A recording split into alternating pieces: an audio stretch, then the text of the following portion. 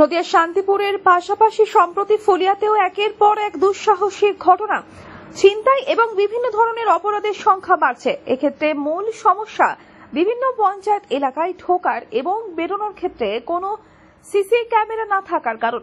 অপরাধী ধরা কিংবা অপরাধ দমনের ক্ষেত্রে পুলিশ প্রশাসনকেও হাল ছাড়তে হয়েছে অনেক ক্ষেত্রে।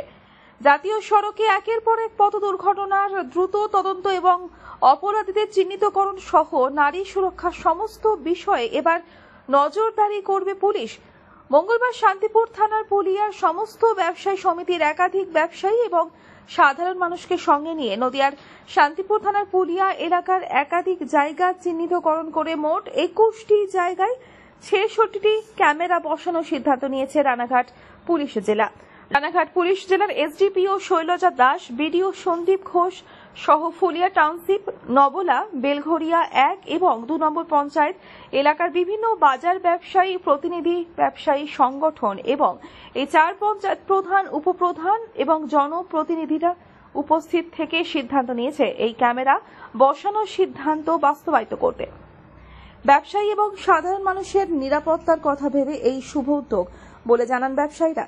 এ প্রসঙ্গে রানাঘাট পুলিশ জেলার এসডিপিও শৈলজা দাস বলেন, এই অত্যাধুনিক মানের সিসি ক্যামেরাগুলো লাগানোর পরে অনেকটাই অপরাধমূলক কাজ দমন করা যাবে। এছাড়াও পুলিশ জায়গায় বসে গোটা এলাকাগুলি নজরে রাখতে পারবে। বিষয়বস্তু ছিল পুরো ফুলিয়া চত্বরটা সিসিটিভি কভারেজে নিয়ে আসা।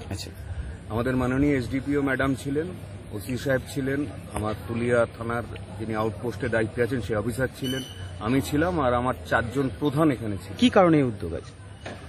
পুরো ফুলিয়ার সারাদিন 24 ঘন্টা ক্যামেরা নজরদারিতে থাকবে।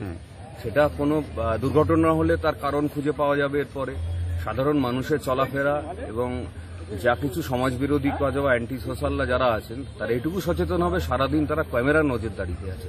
আমাদের খালি চোখ বন্ধ থাকলেও সারা রাত সারা দিন ক্যামেরার নজরদারিতে মোটামুটি 66টা ক্যামেরা লাগানো হচ্ছে। আমার ধারণা ফুলিয়ার গন্তব্যস্থল, রাস্তা ইত্যাদি যতটা জায়গা পুরোটাই কভারেজে থাকবে। যেটা দেখা যাচ্ছে যেভাবে ক্রাইম হচ্ছে, অর্থাৎ যেভাবে দুর্নীতি হচ্ছে এবং বিভিন্ন জায়গায় অপরাধমূলক কাজ হচ্ছে, অর্থাৎ এই যে আরজি করের ঘটনা ঘটলো সেখানে কিন্তু নারীদের সুরক্ষা নিয়ে একটা বড় প্রশ্ন উঠছে। তা সেটাও কি প্রশাসন মাথায় রেখেছে? একদম সুরক্ষাটা চিন্তা করে দেখুন, সারা রাত প্রতিটা রাস্তা মোটামুটি 66টা ক্যামেরায় ফুলিয়ার প্রতিটা রাস্তায় কভারেজে থাকছে, প্রতিটা ঘটনা পুঙ্খানুপুঙ্খ হবে। নদিয়া থেকে মাধব দেবনাথের রিপোর্ট, আনন্দ বার্তা।